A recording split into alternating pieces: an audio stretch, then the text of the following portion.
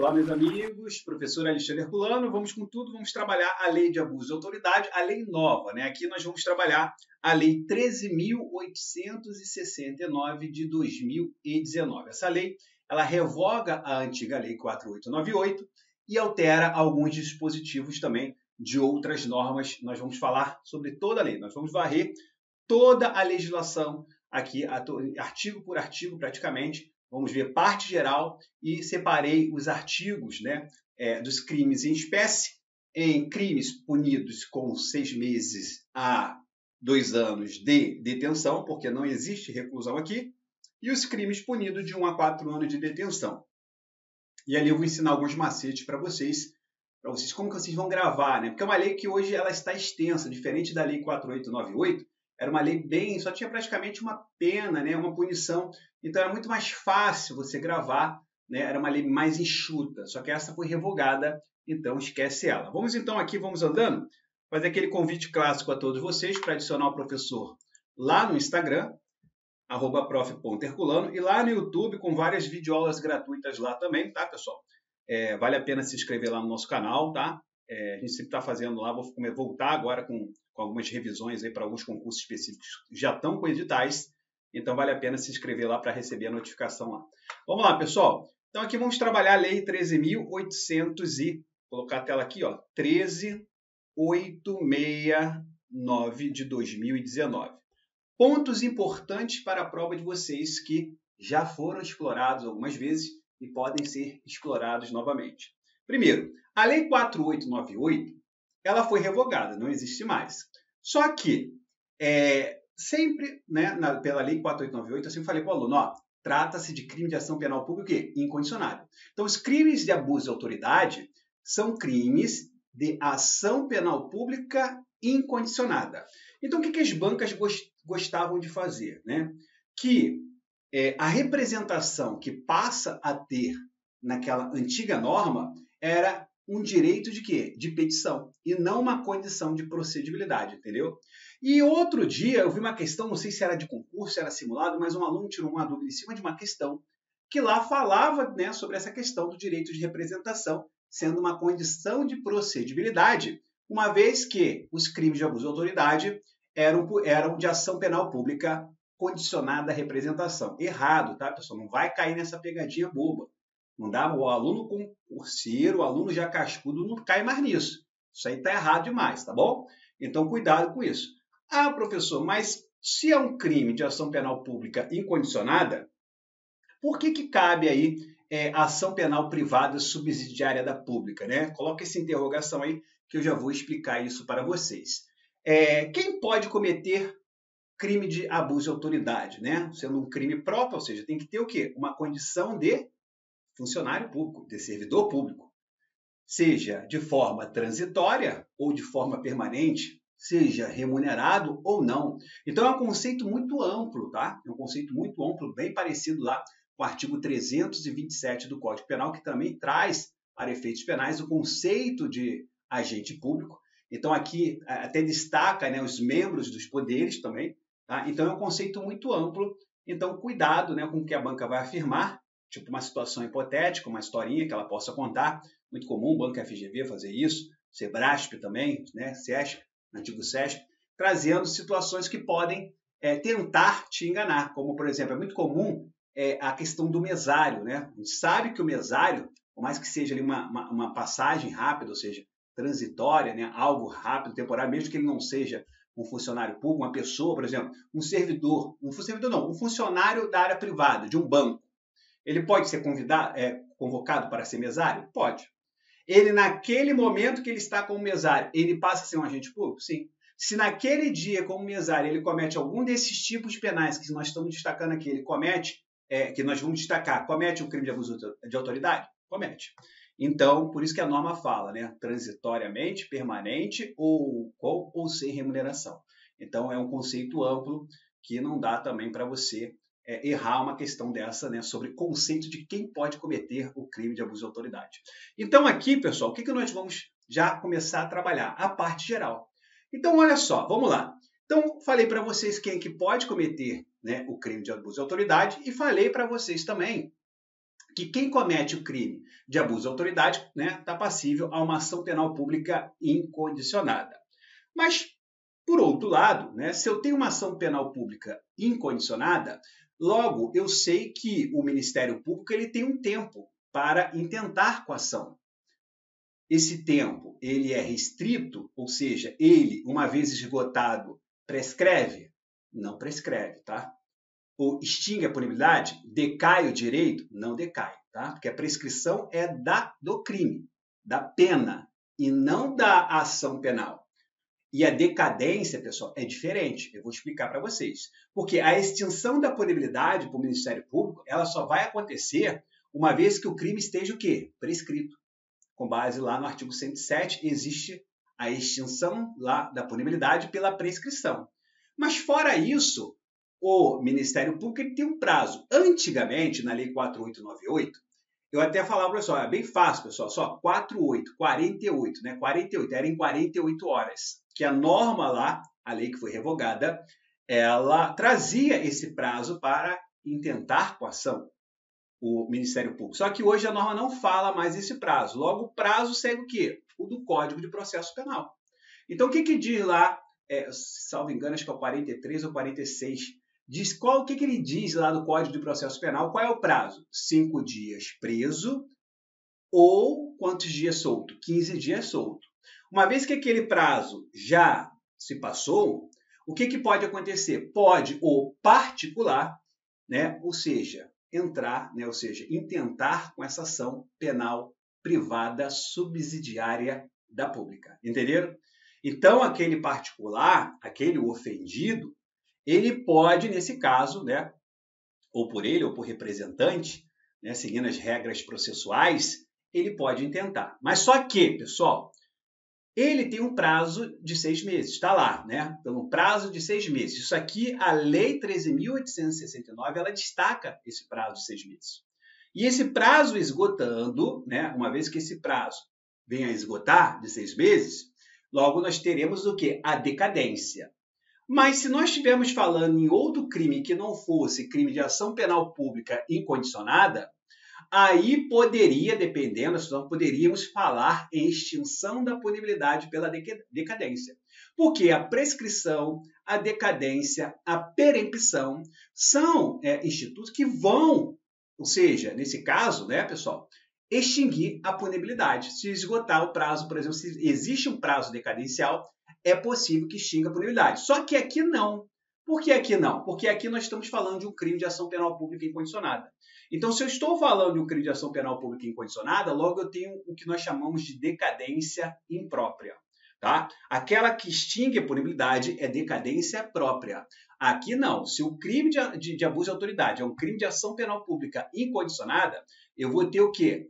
Um crime de ação pública incondicionada, logo eu não vou ter a extinção da punibilidade pela decadência, vou ter a decadência imprópria. Tá? Então, isso é um ponto muito importante para vocês. Outro ponto aqui, antes da gente avançar no slide, que esse eu vi agora recente também, uma questão que falava que a divergência na interpretação da lei poderia ser punido pelo crime de abuso de autoridade, né? Em desfavor, criou uma situação lá toda para tentar enganar o aluno. Errado. Tá? Não existe, né? Senão a gente teria chamado crime de hermenêutica. Então, quando a pessoa, né, ou seja, ela traz uma interpretação errônea do dispositivo, não posso falar aqui que há possibilidade de eu aplicar o crime de abuso de autoridade. Tá? Vamos avançando um pouquinho aqui, que a gente vai aprofundar mais um pouco. Vamos lá, então, aqui na tela, vamos seguindo. Então, olha só, a lei, né, a parte geral primeiro, antes da gente entrar nos crimes em espécie. A lei em estudo define os crimes de abuso de autoridade, cometidos por agente público servidor ou não, no exercício de suas funções ou a pretexto de exercê-las. Abuso do poder que lhe tenha sido o quê? Atribuído. Assim, as condutas descritas na norma constituem crime de abuso de autoridade quando praticados pelo agente com a finalidade específica de prejudicar outrem ou beneficiar a si mesmo ou a terceiro. Ou ainda por mero capricho, né? Ou satisfação pessoal. Então, percebemos que a lei do dolo requer o quê? Um especial fim de agir. Então, a lei do dolo requer um especial fim de agir, tá? Avançando aqui, pessoal, a divergência na interpretação de lei ou na avaliação de fatos e provas não configura abuso de autoridade. Então, aqui você tem que ficar atento, né? Por quê? Porque se a gente fala, né, que existe o crime, né, nesse caso, nós estaríamos falando o quê? De crime de hermenêutica. Então, aqui, pessoal, na verdade, né, influencia, ou seja, na verdade, influência o quê? Uma ausência de dolo, tá? Logo, pessoal, a doutrina menciona que não há atipicidade, não existe tipicidade aqui na divergência da interpretação de lei. Então, não configura crime de abuso de autoridade. Agora, quem são as pessoas que podem cometer o crime de abuso de autoridade, conforme eu adiantei para vocês aí? Então, ó, perceba que não temos um rol taxativo, pois o sujeito ativo, nesse caso de crime de abuso de autoridade, será qualquer agente público, servidor ou não, da administração direta, indireta, fundacional, de qualquer dos poderes, Estado da União, Estado, Distrito Federal e município, e de territórios, compreendendo, mas não se limitando, não se limita, tá, aos servidores públicos, militares ou pessoas equiparadas, aos membros do Poder Legislativo, membros do Poder Executivo, membros aí do Poder Judiciário, né, do Ministério Público e os membros dos tribunais ou conselhos de conta.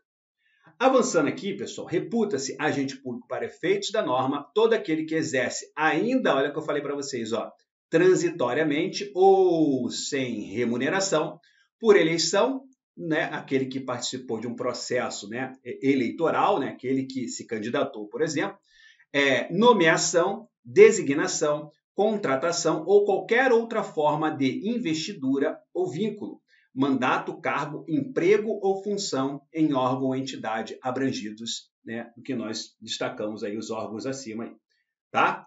Avançando aqui, pessoal, falei para vocês aqui também que os crimes, né, lembra que eu falei para vocês, ó, os crimes previstos nesta lei são de ação penal pública incondicionada. Perceba que pela ação penal não há necessidade de nenhuma condição de procedibilidade, lembra que eu falei?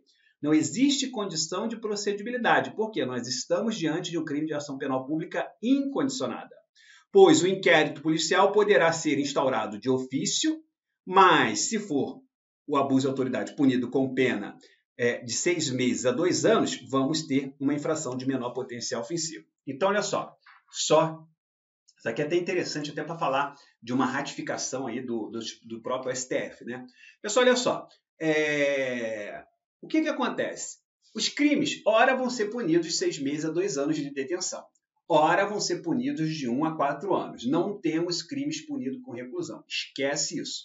Lembra lá que eu ensino vocês, ó, pessoal, lei de preconceito, lei 7.716, todos os crimes são punidos com reclusão, e tem lá um que é somente com multa, mas lá é outra situação. Só estou mostrando para vocês uma forma de você gravar. Às vezes uma questão boba que já caiu em prova, que fala assim, traz toda a questão certinha e fala punido com reclusão de 1 a 4 anos. Errado. Porque você sabe que não tem reclusão aqui. Mas temos crimes de menor potencial ofensivo. Então, na maioria dos editais, eles trazem também as regras, né? Cobram no próprio edital, no edital específico, a regra para os crimes de menor potencial ofensivo, na Lei 9.099. Aí você tem que ficar atento. Porque lá nós temos as medidas despenalizadoras. Então, por exemplo, crime de 6 meses a 2 anos, aqui eu tenho a possibilidade de aplicar algumas medidas que estão elencadas lá no artigo 74, né? 76, composição civil, o dano, 76, transação penal, tá?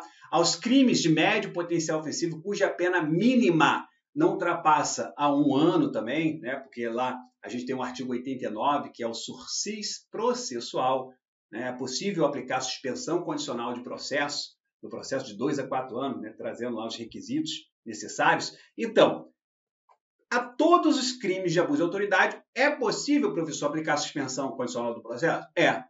Ah, mas você falou que somente de 6 meses a 2 anos são de menor potencial ofensivo. Sim, falei isso. Mas aqueles cuja pena mínima não ultrapasse a 1 ano, é um crime que a doutrina chama de médio potencial ofensivo. Lembra lá? Médio potencial ofensivo. Aí, pessoal, olha só que interessante aqui. Tá? É o seguinte, quando você estuda a Lei 9.099, você vai lembrar que existe uma figura lá chamada TCO. O que é isso? É o termo circunstanciado. Então, ali é a lavratura do termo circunstanciado, que, em regra, quem faz isso é a autoridade policial, é o delegado de polícia. Mas a polêmica toda, e aqui eu vou passar provavelmente questão de prova, tá, pessoal? A polêmica toda era o seguinte, puxando uma lei também que cai muito em carreiras policiais. Lá no artigo 48, parágrafo 3º, da Lei 11.343, da Lei Antidrogas, trazia a possibilidade, dizia assim, ó, quando, olha que dizia, quando não existir, não sei como que é a redação específica, mas a ideia é essa, quando não existir uma autoridade judiciária na comarca, era alguma coisa assim, a autoridade policial poderá, né, lavrar termo circunstanciado para o crime do artigo 28, que é o crime de quê? Do usuário, que é também tratado como crime de menor potencial ofensivo lá do artigo 28. Aí, pessoal, aí isso, bateu lá a CADEPOL, né, ou seja, a Associação Brasileira, a DEPOL, na verdade, Associação Brasileira dos Delegados de Polícia do Brasil, alguma coisa assim. Eles ingressaram com um pedido de inconstitucionalidade daquele dispositivo do parágrafo 3º do artigo 48. E lá eles falaram, não, aí bateu no STF. Aí o STF, analisando essa DIN, ele olhou e falou assim, ó, não é inconstitucional, tá? Ou seja, pessoal, o que o STF falou? Falou que o juiz poderia lavrar um termo circunstanciado, uma vez que o TCO, né, ou seja, o TCO não seria uma peça de investigação, mas sim um boletim de ocorrência melhorado, né? Isso mesmo. Aquele que julga é aquele que vai lavrar o TCO. Então, isso gerou a polêmica, né? Julgaram lá a procedência, ou seja, não julgaram a inconstitucionalidade, mas sim ratificaram a possibilidade do judiciário, né, ou seja, o juiz, lavrar um termo circunstanciado. Esta semana, tivemos um outro julgado em cima da questão da polícia militar. Aí, o STF não ia ser incoerente, né? O STF não ia ser incoerente. Não, calma aí. É um boletim de ocorrência melhorado, então é possível, sim, o policial militar lavrar um termo circunstanciado. Então, o PRF pode lavrar termo circunstanciado? Agora, mais do que nunca, tá, pessoal? Até por causa desse outro julgado agora, então, acabou aquela polêmica. Pode ou não pode lavrar um termo circunstanciado, tá bom? Então, pode. Então, cuidado. E aqui nós temos crimes de menor potencial ofensivo, nesse caso, né? Que entendemos que, nesse caso, poderia, né, dependendo de quem prende em flagrante, dependendo de quem conduz, de lavrar uma TCO devido ao crime punido de 6 meses a 2 anos. Entenderam o que dizer? Então, só cuidado com isso, porque todos os crimes punidos, né, cuja pena não ultrapasse a 2 anos, logo eu entro com as regras da Lei 9.099. Beleza? Vamos, então, aqui avançando? Vamos lá, então, né, seguindo aqui. Então, aqui eu falei para vocês, né, está aqui 6 meses a 2 anos, vamos ter uma infração de menor potencial ofensivo, assim teremos a lavratura de um termo circunstanciado sem qualquer condição de procedibilidade. Vamos lá, pessoal, avançando aqui. Seguindo a norma deixa evidente a possibilidade da ação penal privada subsidiária da pública, pois será admitida ação privada se a ação penal pública não for intentada no prazo legal. Professor, que prazo é esse? Vamos lá, prazo, né, lá do Código de Processo Penal. Então, esse prazo eu tenho lá, né, um prazo. Artigo 46 traz lá do CPP. O que ele fala? 5 dias, 5 dias estando preso ou 15 dias estando o quê? Solto, tá? 15 dias preso ou 15 dias estando solto nesse caso aí. Então, esse é o prazo que nós temos que levar. Então, não for intentado no prazo legal, nesse caso, né, a possibilidade, né, da ação subsidiária, nesse caso, o Ministério Público, né, é possível, o Ministério Público, cabe ao Ministério Público aditar a queixa, repudiá-la e oferecer denúncia substitutiva, intervir em todos os termos do processo também, tá? E fornecer elementos de prova, interpor recurso e, a todo tempo, no caso de negligência, do querelante, tá? O querelante é aquele que está o quê, pessoal? O querelante é aquele que realmente está acusando, tá bom? Agora, e o querelado? É aquele que está no outro polo, sendo acusado. Então, tá aqui, querelante, retomar a ação como parte principal. Seguindo aqui, dessa forma, a ação privada subsidiária será exercida no prazo de 6 meses, prazo que está na norma, que está na Lei 13.869, contado da data em que se esgotar o prazo para oferecimento da denúncia, ou seja, está preso, esgotaram lá os 5 dias, então já pode. Está solto, esgotaram os 15 dias, já pode. Ah, professor, mas se não está prescrito o crime, então o Ministério Público, né, ele pode intentar com a ação a qualquer momento? Claro que pode, pode. Por exemplo, passaram-se os 6 meses lá também, ou até durante o período lá, né, o particular não fez nada, o prazo para o Ministério Público ele não esgota nesse caso. A única coisa que ele não vai poder mais agir é se estiver prescrito, porque se estiver prescrito, o artigo 107, extinção da punibilidade.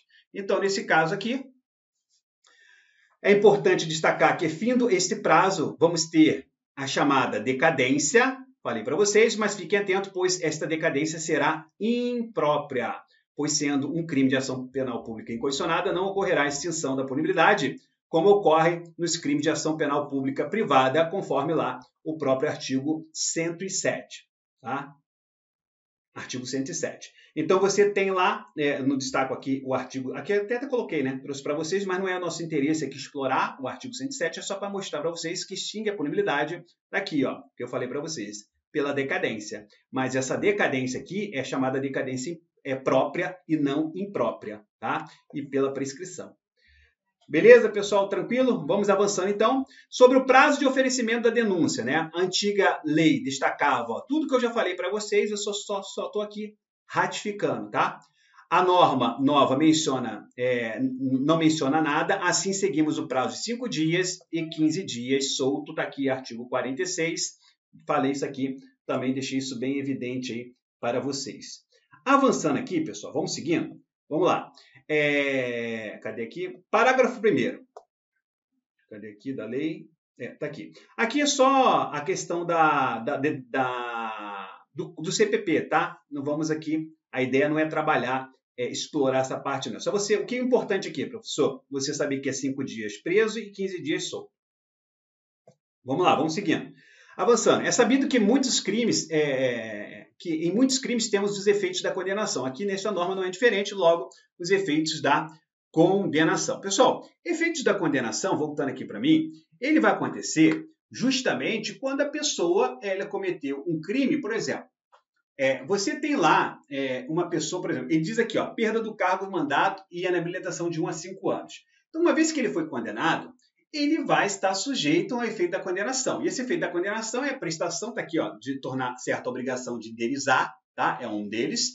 A inabilitação de 1 a 5 anos e a perda do cargo. Então, esses são os efeitos da condenação. Só que esses efeitos da condenação, eles não são automáticos. Muito cuidado com isso, tá? E ainda vou além aqui. Ainda vou além que eu já vou explicar para vocês. Se você pega lá a lei de preconceitos, você tem perda do cargo? Tem lá a perda do cargo, só que o juiz vai fundamentar na sentença. Se você pega a lei da tortura, você tem lá a perda do cargo pelo dobro da pena? Tem. Efeito automático da condenação na lei 9455? Sim. Você pega lá a lei 12.850, você vai ter lá também a perda do cargo como efeito da condenação por 8 anos, a inabilitação por 8 anos? Sim. A lei 9.613 também, né? Tá lá pelo dobro da pena lá aqueles diretores, né, responsáveis, né, os agentes, as autoridades responsáveis por aqueles órgãos lá públicos que estão ligados aí à questão do sistema financeiro. Então, essas pessoas também poderão perder o cargo e pelo dobro da pena. Então, o que eu quero falar para vocês é o seguinte, que tem norma que não fala. Ah, professor, mas eu li várias normas aí que não tem realmente efeito da condenação, perda do cargo. Sim, mas não é porque ele cometeu o crime daquela lei que ele não vai perder o cargo não, tá, pessoal? Porque aí vai para a regra geral. Se ele está cometendo um tipo penal aqui, e nesse tipo penal não destaca a perda do cargo, não se esqueça que lá no artigo 92 do Código Penal, traz a regra geral. Então, estando dentro daquela regra lá, né, do Código Penal, do artigo 92, ele, mesmo assim, está passivo de perder o cargo também. Isso eu estou falando sempre para os agentes públicos, tá bom? Então, ele vai também perder. Agora, esta lei aqui, pessoal, é o seguinte, quando você fala, tá? Quando você fala que existe perda do cargo aqui, o aluno, né, distraído, que não estudou, ele vai achar que isso já passa a ser um efeito da condenação. Mas o juiz tem que fundamentar, então. Não, tem que fundamentar. Mas olha só, ele tem que ser reincidente aqui. Então, se ele não for reincidente, né, cometeu o crime, mas não é primário, ele não vai perder o cargo, tá? Então, tem que ser reincidente. Para a perda do cargo, né, seguindo desta inabilitação de 1 a 5 anos, ele tem que ser o quê? Reincidente. Lembra disso. Aí, esta mesma lei, a Lei 13.869, ela pegou e foi lá no artigo, na verdade, foi lá na Lei 8.069, que lei é essa, professor? Essa lei é o Estatuto da Criança e do Adolescente. E lá tem um dispositivo penal também. Os crimes praticados, né? E muitos daqueles crimes podem ser praticados por agente público. Então, o que esta lei fez? Foi lá na NOECA e inseriu o artigo 227A, trazendo a mesma ideia. Aos agentes públicos que cometem o crime no abuso de poder contra criança, adolescente, ou seja, crimes, né, que referem a criança ou adolescente, vai estar sujeito à perda do cargo no caso de reincidência. E lá o 227A, ele cita até, ele enquadra até o artigo 92 do Código Penal, que fala sobre essa perda do cargo, ou seja, no caso de reincidência. Beleza? Tranquilidade? Então, cuidado com essa questão da perda do cargo. Vamos só ratificar aqui o que eu falei, vamos lá na tela. Então, ó, é sabido que em muitos crimes temos os efeitos da condenação, aqui nesta norma não é diferente, logo são efeitos da condenação. Tornar certa a obrigação de indenizar o dano causado pelo crime, devendo o juiz, a requerimento do ofendido, fixar na sentença o valor mínimo para reparação dos danos causados pela infração, considerando os prejuízos por ele sofridos. Tá aí. Além disso, o que mais que nós podemos aplicar aqui? A inabilitação para o exercício de cargo, mandato ou função pública pelo período de quanto tempo? 1 a 5 anos. Cuidado, tá, pessoal? 1 a 5 anos. Agora, eu vi uma questão recente que falava de 1 a 6 anos. Olha como que as bancas são maldosas, né? Por que a banca, você pensa assim, caramba, por que a banca botou 1 a 6 anos, né? É para te enganar, é claro. Mas por que ela botou? Porque, pessoal, existe uma medida restritiva aqui de suspensão de 1 a 6 meses. Sabia?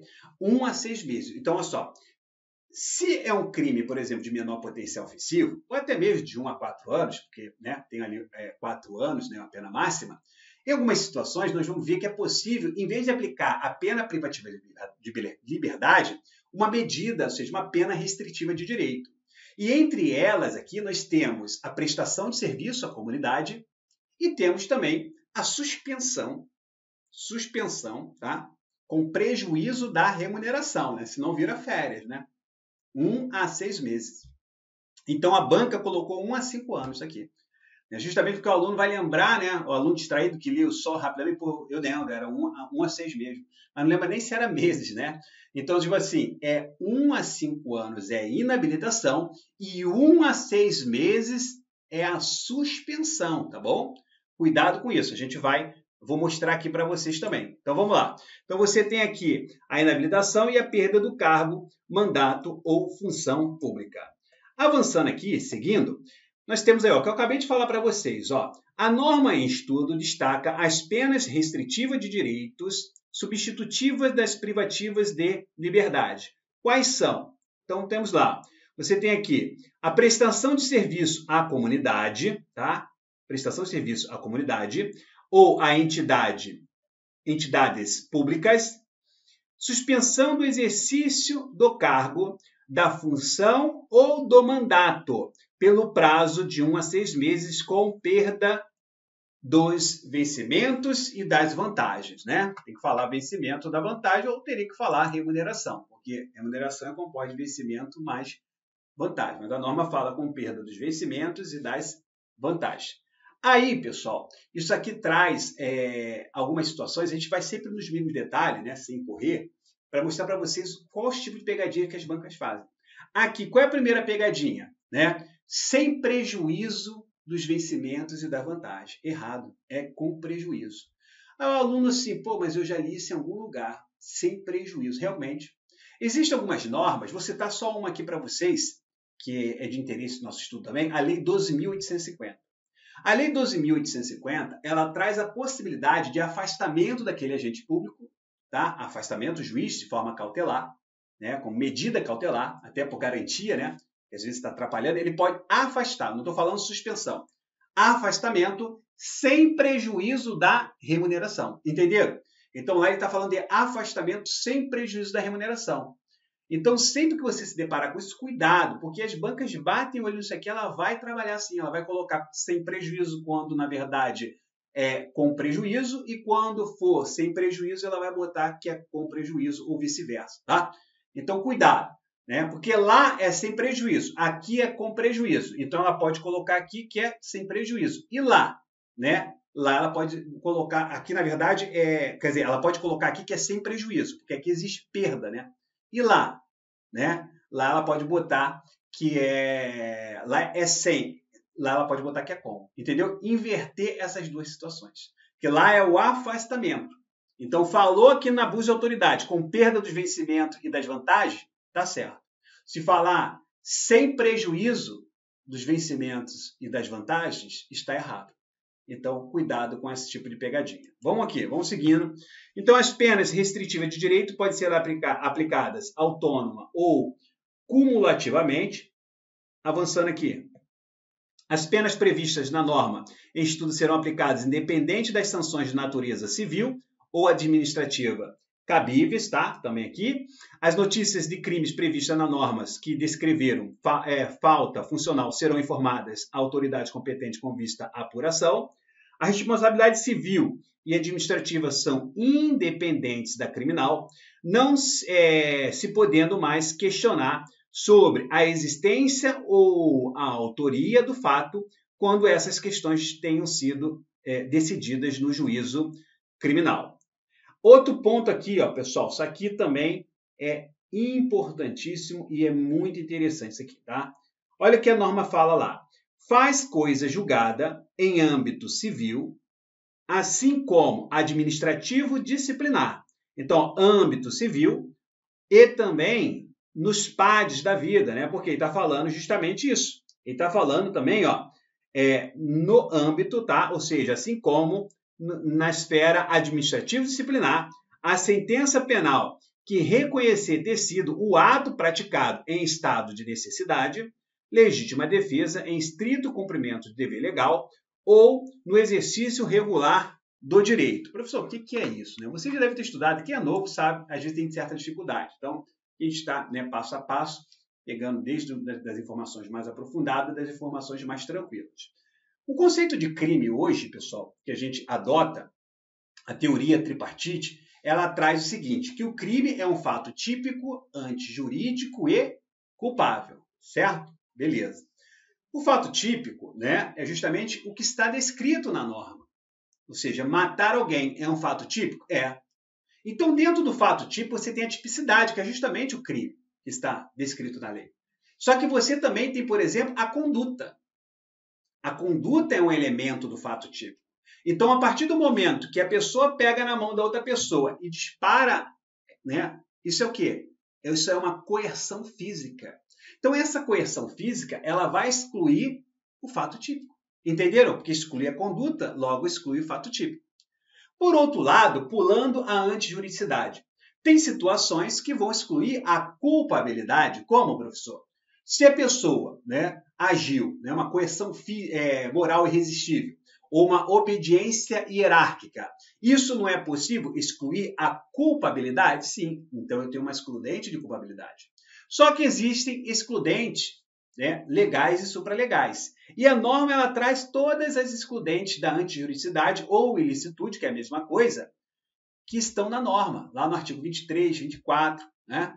Então, essas são excludentes. Essas excludentes, legítima defesa, estado de necessidade, estrito cumprimento do dever legal. O que a norma diz? Diz o seguinte, ó, faz coisa julgada em âmbito civil, ou seja, ele não vai ser possível ingressar com uma ação civil contra aquele agente público, assim como administrativo disciplinar, ou seja, ele agiu em legítima defesa, aí o servidor lá, a chefia, acha que ele extrapolou, não, aqui na esfera administrativa vamos apurar que é passivo de PAD a conduta dele, por que ele estava lá naquele horário, naquela hora, né? Enfim, querendo buscar alguma situação para entubar um PAD lá no cara. Então, o que a norma diz? Faz coisa julgada no âmbito civil, assim como administrativo disciplinar, a sentença que reconhecer o judiciário, tá? Sentença, ou seja, o judiciário, reconheceu que houve o quê? Um estado de necessidade, uma legítima defesa, né? O policial agindo, o policial, quando de repente está ali trocando um tiro com um vagabundo, seja para defender a vida dele ou a de terceiro, ele está agindo o quê? Em legítima defesa. Então, ele agindo em legítima defesa, foi comprovado que realmente foi uma legítima defesa, não pode falar mais em ação civil e nem PAD, nem processo administrativo disciplinar. Então, é isso que a norma está dizendo. Então, quaisquer dessas excludentes de licitude, tá? Ou antijuridicidade, logo não faz coisa julgada, logo não há possibilidade de ingressar civilmente e nem administrativamente processo administrativo disciplinar. Tá bom? Beleza? Então, ponto também aqui importante na prova de vocês. Vamos seguindo aqui. Vamos lá. Agora, pessoal, vamos aqui já começar a trabalhar os crimes em espécie. Os crimes são vários, né? Assim, quem estuda comigo legislação de trânsito, eu gosto muito de fazer isso.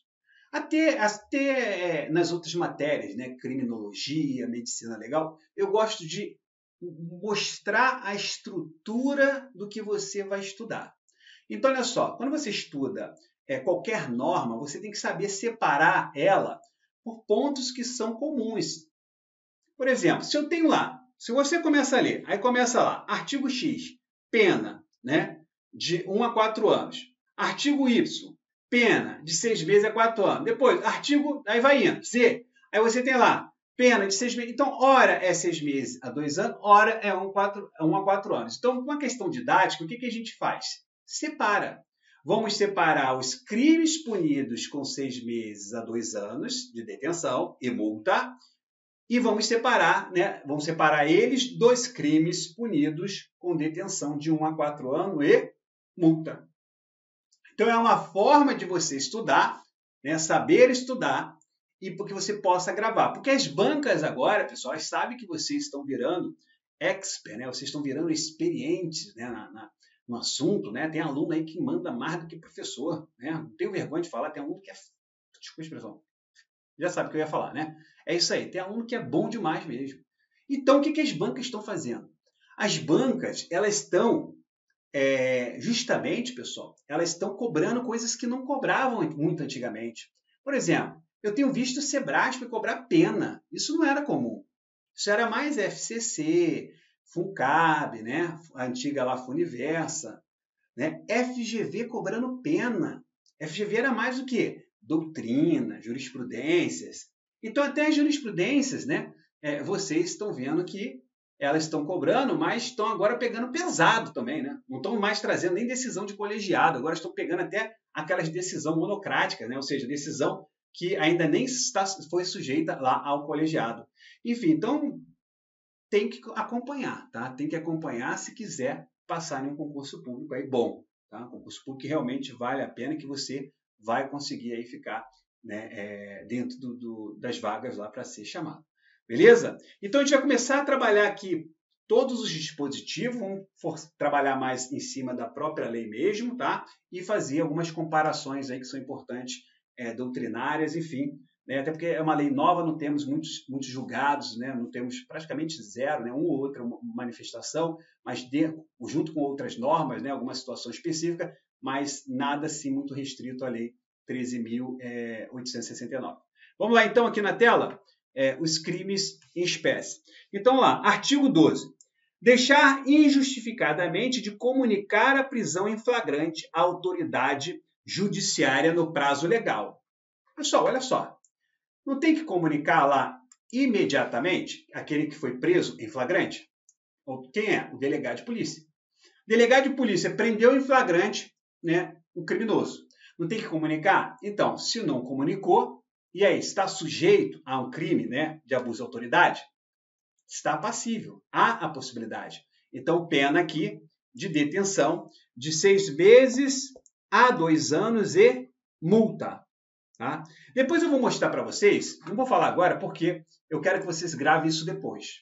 Eu vou mostrar para vocês como que você vai gravar quais são os crimes de 6 meses a 2 anos e quais são os crimes punidos, né, de 1 a 4 anos. Eu já vou até adiantando o verbo para vocês. Existem 2 verbos que já vão trazer aí uns 7, não sei se chegam uns 7, 8, até mais porque tem os incisos, né? Mais crimes. São vários crimes, né? Porque considerando não só os artigos, mas os incisos, são vários crimes, que é justamente o constranger e o decretar, tá? Então, decretar e constranger.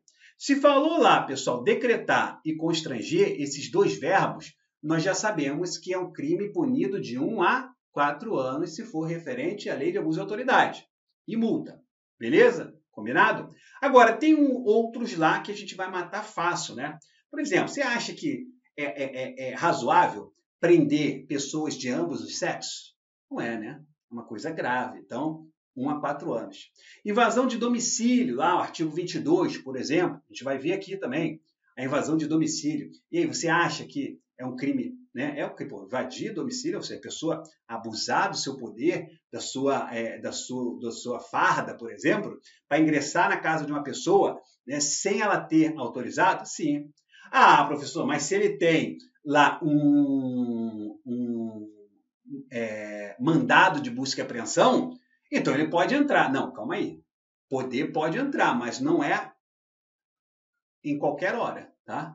Tem um horário específico que nós vamos ver que de 21 horas, ou seja, de 9 horas às 5 horas da manhã, ele não pode ingressar, mesmo que tenha lá um mandado de busca e apreensão. Então, tem macetes que vocês vão gravar quais são de 1 a 4 anos. O que não for de 1 a 4 anos, você sabe que é de 6 meses a 2 anos. Então, fica muito mais fácil. Mas isso não exime vocês, né, de verificar os outros dispositivos penais. Por isso que a gente vai passar por todos eles aqui.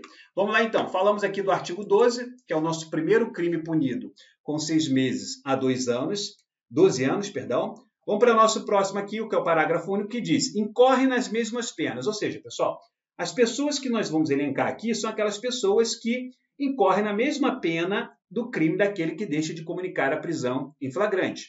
Então, você tem, deixa de comunicar imediatamente a execução de prisão temporária ou preventiva à autoridade judiciária que a decretou, deixa de comunicar imediatamente a prisão de qualquer pessoa e o local onde se encontra a sua família ou a pessoa por ela indicada, deixa de entregar, olha lá, ó, a nota de culpa, né?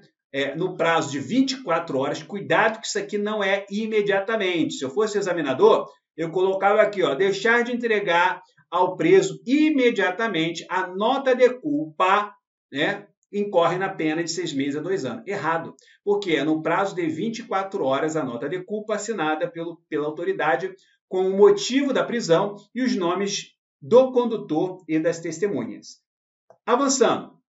Prolongar a execução de pena privativa de liberdade, aqui, de prisão temporária, de prisão preventiva, de medida de segurança ou internação, tá? Deixando sem motivo justo e excepcionalíssimo de executar o alvará de soltura imediatamente após recebido de promover a soltura do preso, quando esgotado o prazo judicial ou legal. Então, chegou um alvará de soltura lá na delegacia, né? Ou vamos botar na penitenciária. Chegou um alvará lá no... Não vou botar penitenciária. Estabelecimento penal, que pode ser aí vários, né? Pode ser uma casa de albergado, pode ser uma colônia, vai depender do regime que se encontra, se é aberto, semiaberto ou fechado, ou até mesmo uma penitenciária. Chegou lá na sexta-feira à tarde, né?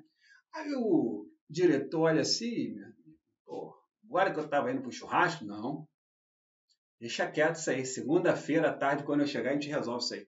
Então, meu amigo, tá aí, né? Então, prolongar a execução, uma vez que, né, já tenha lá o alvará de soltura. Então, está sujeito, né, de responder por crime de abuso de autoridade. Então, aqui na tela, vamos seguindo. Aí eu até destaco aqui depois para vocês, né, estudamos no processo penal, que a prisão de alguém deve ser comunicada imediatamente ao juiz, foi o que eu acabei de falar, e aos seus familiares ou pessoa a ele indicada. Caso, né, isso não aconteça, né, o responsável estará sujeito a esse crime do artigo 12. Vamos seguindo aqui, vamos lá. Outro ponto importante aqui também, que eu destaco para vocês sempre, né, trazendo aí matérias que estão ligadas às leis penais, tanto penal quanto processo penal, é o seguinte, lá o artigo 306 é que em até 24 horas após a realização da prisão será encaminhado ao juiz competente o auto de prisão em flagrante e caso o autuado não informe o nome de seu advogado, cópia integral para quem também? Para a Defensoria Pública. Além disso, no mesmo prazo, será entregue ao preso mediante recibo a nota de culpa, né? Ou seja, em 24 horas, assinalada aí a autoridade com o motivo da prisão, o nome do condutor e o das testemunhas. O descumprimento dessas medidas seja, claro, aí, né, está passivo de cometer o crime que acabamos de destacar aí de abuso de autoridade pela não comunicação. Agora, olha só, por que eu trago isso aqui para vocês? Porque a banca ela joga dos dois lados. Ora, você sabe que tem um prazo de 24 horas. Esse prazo de 24 horas serve para a defensoria? Serve. Esse prazo de 24 horas serve o que também, pessoal? O encaminhamento do auto de prisão. Então, encaminhar o auto de prisão para o juiz em 24 horas. Mas a comunicação em quanto tempo? Imediatamente. Foi o que eu falei lá no dispositivo. Imediatamente. Porque a banca ela pode colocar, deixar de comunicar em 24 horas a prisão. Pessoal, errado. Tá? Errado. Por quê? Porque tem que ser imediatamente, tá bom? Então, cuidado também com esse tipo de pegadinha. Vamos seguindo aqui, vamos avançando.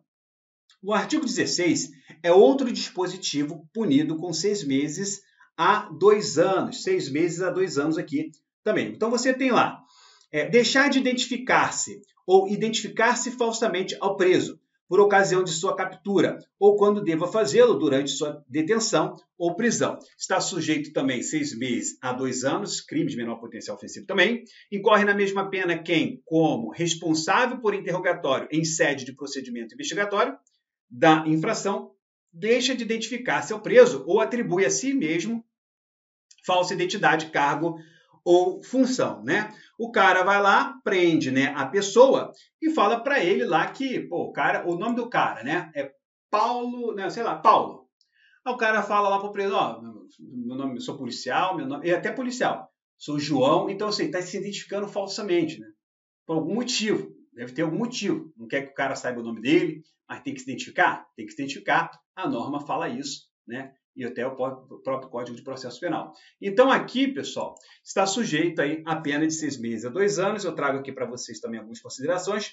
Quando presa uma pessoa, né, quando a pessoa prende uma pessoa, ela tem o direito de saber a identidade dos policiais que estão fazendo abordagem e prisão, bem como a identidade do delegado a quem for apresentado na delegacia. Caso ocorra a negação, poderão os agentes responder pelo crime do artigo 16.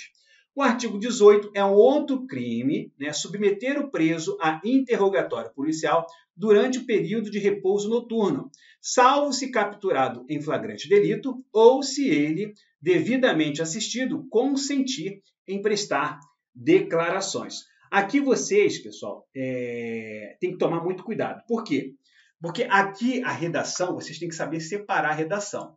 Se ele foi preso em flagrante, está dentro da condição de ser interrogado durante a noite, 3 horas da manhã, preso em flagrante. Tá dentro se ele vai falar ou não é outra situação. Mas ele pode ser interrogado naquele horário? Pode. Por quê? Esses dias eu montei uma questão simulada e eu coloquei assim. Olha como que eu coloquei e muita gente errou a questão. Eu botei assim, ó, salvo se capturado em flagrante delito e ele consentir, uma vez que representado por seu advogado. Aí muita gente colocou, certo? Pessoal, olha só, a situação é o seguinte, se ele foi capturado em flagrante delito, é uma coisa, já há possibilidade dele ser o quê? Interrogado.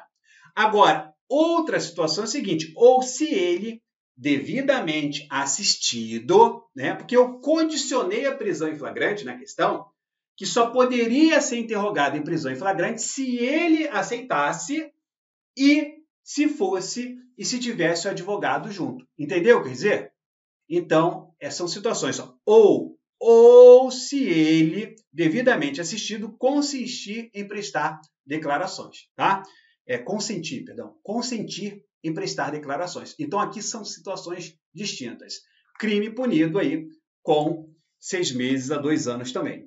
Avançando aqui, vamos seguindo. O artigo acima, ou seja, ainda do artigo 18, falando aqui, né, que eu trago sempre umas considerações, uma restrição, menciona uma restrição no interrogatório, mas cuidado aqui, pois há exceções e as bancas gostam de brincar com elas. Assim, haverá possibilidade quando preso em flagrante, né, ou seja, em flagrante, ou quando consentir por ele, tá? Assistido, é claro, pelo seu advogado.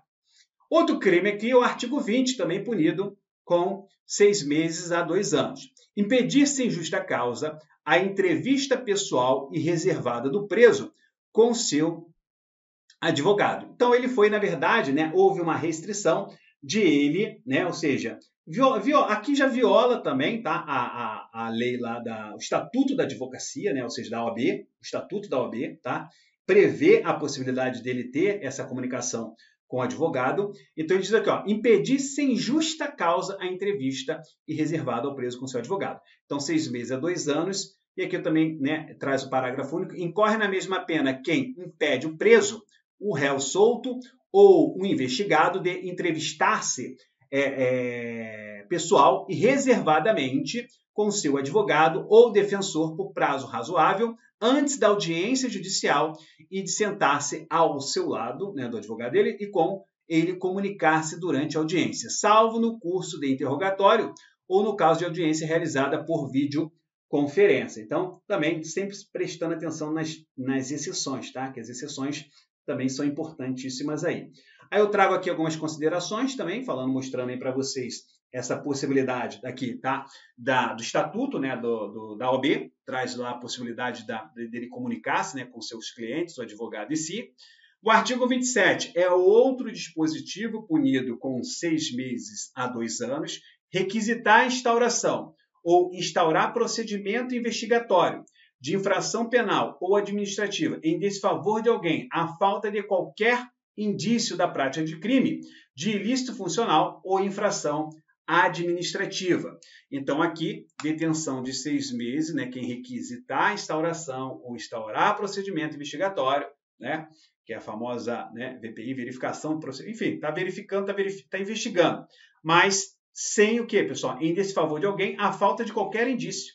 Não tem indício nenhum, não tem ilícito funcional, não tem infração administrativa. Inventa lá para tentar prejudicar a pessoa. Então, está aí, artigo 27. Não há crime quando se tratar de sindicância ou investigação preliminar sumária devidamente justificada. Então, olha só, existem algumas investigações, né, por exemplo, verificação preliminar, né, VPI, de inquérito, que não é um inquérito. Então, ele está verificando, não há nada documentado, não é nada, só está, por exemplo, uma denúncia anônima. Pode instaurar inquérito com denúncia anônima? Não pode. Mas, né, o delegado recebe uma denúncia, o delegado acha, pô, estranho, né? Vou apurar isso aí. Está apurando, né? Então, o que ele diz aqui, investigação preliminar sumária. Ainda não há inquérito. Não há inquérito, né? É a mesma coisa que sindicância. A sindicância é justamente para avaliar, né? É para investigar, para saber se realmente a pessoa cometeu ou não, para saber se ela vai responder por um PAD, por exemplo, um processo administrativo disciplinar, tá? Então, por isso que fala, se tratar de sindicância. Mas apesar que na sindicância, né, da sindicância também tem punição, tá? Então, de uma sindicância, por exemplo, pode ter suspensão, branda. Advertência, pode ter. Mas, até a instauração de um PAD. Mas a norma fala, não há crime quando se tratar de sindicância ou investigação preliminar sumária devidamente justificada. Aí não podemos falar em crime. Porque a banca, como que a banca trabalha isso aqui também? Ainda que sindicância, ainda que por meio de sindicância, ainda que por investigação preliminar sumária. Então, errado. Porque nesse caso não vai ter crime mesmo, né? Nesse caso, mas tem que ser o quê? Devidamente justificada. Então, aqui, conforme destaquei para vocês, importante destacar que que não haverá o crime quando for sindicância ou investigação, só reforçando o que a lei já fala ali para a gente. Avançando aqui, vamos seguindo, nós temos lá, prestar informação falsa sobre procedimento judicial, policial, fiscal ou administrativo com o fim de prejudicar interesse de investigado. Então, está prestando informação falsa sobre procedimento judicial, policial, fiscal ou administrativo, tá, pessoal? Não é somente judicial e policial, não. Com o fim de prejudicar interesse de investigado. Então, aqui, detenção também de 6 meses, nesse caso, tá? 6 meses aí a 2 anos. Então, aqui, as bancas podem tentar fazer pegadinha, né? Perceba que o crime ocorrerá quando a informação falsa for sobre procedimento judicial, policial ou fiscal, e não somente policial, conforme já destaquei para vocês. Artigo 31. Estender injustificadamente a investigação, procrastinando-a em prejuízo do investigado ou fiscalizado. Então, está estendendo injustificadamente a investigação. Procrastinando, ou seja, pessoal, procrastinando é assim, demorando, né, retardando, né, em prejuízo do investigado ou fiscalizado. Então, nesse caso, 6 meses também aí a 2 anos e multa. Incorre na mesma pena quem, inexistindo prazo, tá? Inexistindo prazo para execução ou conclusão de procedimento, ou estende de forma imotivada, procrastinando em prejuízo aí do investigado ou do fiscalizado. Aqui eu trago também alguma consideraçãozinha, né? Ou seja, transferir para outro dia, deixar para depois. Então, isso que é procrastinar, tá? Jogar para outro dia, deixar para depois, tá bom? Outro dispositivo aqui, punido de 6 meses a 2 anos, negar ao interessado, seu defensor ou advogado, acesso aos autos, né, de investigação preliminar, ao termo circunstanciado, ao inquérito ou a qualquer outro procedimento investigatório de infração penal, civil ou administrativa, assim como impedir a obtenção de cópias, ressalvado o acesso de peças relativas à diligência em curso ou que indiquem a realização de diligências futuras cujo sigilo é imprescindível. Então, isso aqui, né, remete muito ao que nós chamamos súmula vinculante número 14 do STF. Então, a súmula vinculante fala, tá, que, né, as peças que já estão, o quê, pessoal? Ou seja, as informações que já estão nos autos, essas os advogados terão acesso, não podem restringir.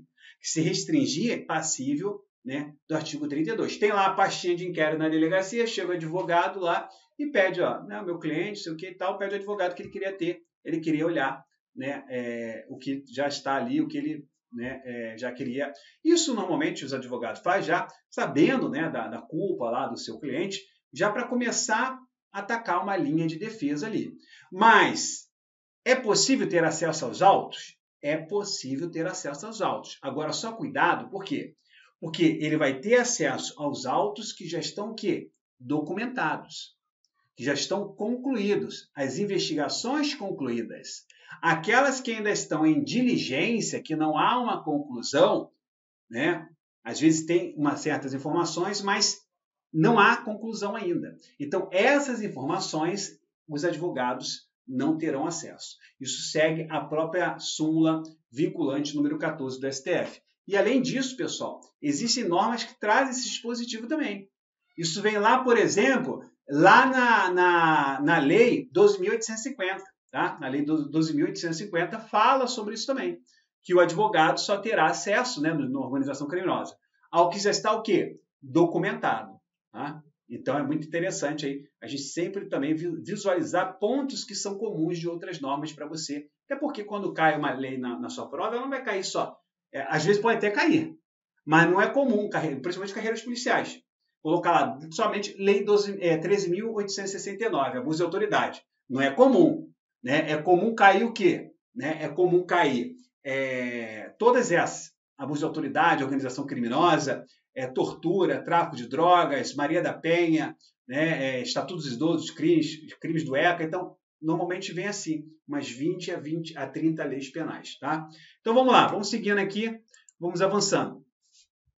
Então, aqui eu destaco para vocês também, né, o que eu acabo de falar aí, né, só ratificando, as autoridades policiais não podem negar que a defesa do investigado tem acesso aos autos de inquérito, mesmo quando o procedimento é sigiloso. As investigações sigilosas em curso, tá, pessoal?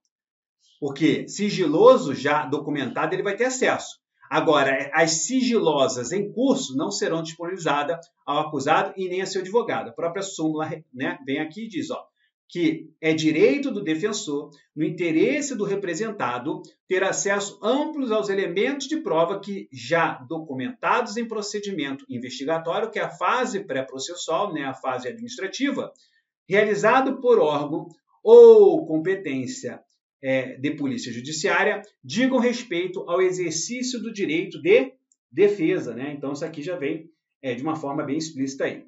Avançando aqui, artigo 33, diz lá, exigir informação ou cumprimento de obrigação, inclusive o dever de fazer ou de não fazer, sem expresso amparo legal. Então, ó, está exigindo informação ou cumprimento de obrigação, inclusive o dever de fazer ou de não fazer, sem expresso amparo legal. Detenção de 6 meses a 2 anos e multa, incorre na mesma pena quem se utiliza de cargo ou função pública ou invoca, né, a condição de agente público para se eximir de obrigação legal ou para obter vantagem ou privilégio indevido. É claro, né, pessoal? Além também de ele poder cometer certos crimes, né, como de usurpação pública, de repente, né, como ele fala aqui, ó, invoca a condição de agente público para eximir de obrigação. Então, dependendo da situação, ele pode responder lá, né, um crime de corrupção, se for um agente público também, vai responder lá pelo Código Penal, lá pelos crimes contra a administração, né, praticados por agentes públicos. Então, vamos seguindo aqui, avançando. Temos o 33, temos lá o artigo 37, tá? Demorar demasiada ou injustificadamente no exame de processo, tá, pessoal, de que tenha requerido vista ou em órgão colegiado com o intuito de procrastinar. Já vimos essa palavra umas 3 vezes e você já pode marcar aí que procrastinar, sempre que vier essa palavra, nós vamos estar diante de crimes punidos com 6 meses a 2 anos, tá bom? Que é justamente aquela coisa que eu falei para vocês, ó, demorar, transferir para outro dia, deixar para depois, tá vendo aqui? Isso é procrastinar. Seu andamento ou retardar o julgamento. 6 meses a 2 anos e multa. E vamos aqui para mais um dispositivo, né? Antes de nós entrarmos aos crimes punidos de 1 a 4 anos, vamos lá. Antecipar o responsável pelas investigações por meio de comunicação, inclusive inclusive rede social. Atribuição de culpa antes de concluídas as apurações, né, e formalizada a acusação. Então, a pessoa prendeu lá uma pessoa que, de repente, pode ser, na maioria das vezes, a pessoa realmente que cometeu o delito, mas pode acontecer de ter um engano, como eu já vi um caso. Pessoa bem parecida, né, e foi presa lá, enfim, não era a pessoa, e a pessoa já vai filmando, tirando foto, né, ainda mais hoje com essa questão dos youtubers, né, esses caras que gostam de fazer filme nas operações, filmar as operações, né, que gostam aí de, às vezes, muitas vezes, fardado, né, mostrar, né, pessoal? Então tem que tomar muito cuidado, né? A profissão é muito legal? É muito bacana? É bacana. Né? Adrenalina? Adrenalina. Tem que tomar cuidado, tá? Porque, assim, eu vejo muita gente, né, se valendo do cargo para tirar proveito disso daí, pessoal. Na esfera federal, falta, né, punida com até mesmo demissão, tá? Demissão. Então, assim, é claro que o que eu vejo é que muita gente, né, não deixa de lado, né, muitos órgãos, né, corregedorias, né, mas o que eu mais vejo aí no Instagram são pessoas, né, se valendo do cargo para tirar proveito, tá? Né? Eu sou servidor público, sou servidor federal, ninguém nunca soube do que eu faço, né? Ninguém nunca me viu tirando nada fora nenhum. Por quê? Porque eu sou servidor público, lá eu sou servidor público, eu estou lá para servir o público, eu estou lá para exercer a minha atividade pública, né? E sou professor. Então são situações diferentes. Tem o Instagram? Tenho. Mas vocês nunca vão ver, né, eu lá, né, me valendo do cargo para tirar proveito. Porque a norma proíbe. Pega lá o artigo 116 e 117 da Lei 8.112. Então, ali está tudo que você não pode fazer. Passível de várias punições. Então, né, mas aí é cada um, né? A vida é feita de escolhas, cada um faz o que quer. Né? Mas as consequências vêm depois também. Então, vocês que vão ser futuros servidores públicos, prestem bem atenção com isso. Né? Não quer, às vezes, pagar um ingressozinho lá de 50, 100 reais, quer se valer da carteira. Cuidado, pessoal. Já vi gente, né? Já vi gente perdendo emprego por causa disso, por causa de carteirada. Estuda pra caramba e vai lá só achando que vai tirar onda e quer dar carteirada, não quer pagar lá os 50 reais, 100 reais lá, de ingresso lá de um show, por exemplo. Né? Seja 200, 500, vai se quiser, tá vendendo, né? Mas enfim, estou mostrando para vocês, que eu sempre gosto de falar isso, porque eu já tive passagem em órgãos sensíveis, né? E já vi muita coisa acontecer. Né? Então, assim, cuidado, porque sempre tem gente olhando, né? Corregedoria sempre está atrás, e quando já vem com um pacote para você, ó. Já vem já com um processo bonitão, já todo formalizado lá para você. Então, faça o certo, faça o correto. Não custa nada, né? É o que porque eu falo para os alunos, pessoal, falo sempre para meus alunos, nós servidores públicos só podemos fazer o que a lei manda, tá? O que a lei manda, é isso mesmo. O que a lei, agora, o particular, que é um particular, né? Particular é aquele que, vamos supor, o cara que não é servidor público. O servidor público, ele só faz o que a lei manda. E o particular faz o que a lei, o quê? Ele pode fazer qualquer coisa desde que a lei não proíba. E você, na condição de cidadão, mesma coisa. Mas você, na condição de servidor público, você só pode fazer o que a lei manda. Entendeu o que dizer? Então, tem que pensar sempre nisso aí para não perder o cargo de bobeira, tá? Mas isso é uma minoria, né? Não vou aqui generalizar. É uma minoria frente à quantidade, os milhões de servidores que nós temos no Brasil todo, seja do município, do estado, do Distrito Federal, da União. Então, é uma minoria. Vamos lá, então, vamos seguindo aqui. Isso aqui me lembrou, né? Antecipar. Porque às vezes a pessoa já vai, né, mostrando, já quer filmar, já quer, enfim. E depois acha que está no direito. Mas vamos lá. Atribuição de culpa antes de concluída aí apurações e formalizada a acusação. Então, aqui 6 meses a 2 anos e multa. Vamos seguindo aqui. A presunção de inocência é uma das garantias constitucionais, pois, por meio dela, o acusado passa a ser sujeito de direitos dentro da relação processual. Este princípio está na Constituição Federal, no seu artigo 5º. Tá? Deixa bem claro lá, né? Ninguém será considerado culpado até o trânsito julgado de sentença penal condenatória. É um dos princípios, né, que visam a tutela da liberdade pessoal. Ok? Então, assim, voltando aqui para mim, a gente fecha aqui os crimes punidos com detenção de 6 meses a 2 anos. Agora, né, a gente vai fechar esse bloco aqui e no próximo bloco, já a gente vai começar já falando dos crimes punidos com pena de 1 a 4 anos e vamos resolver questões de concursos anteriores. Vamos lá?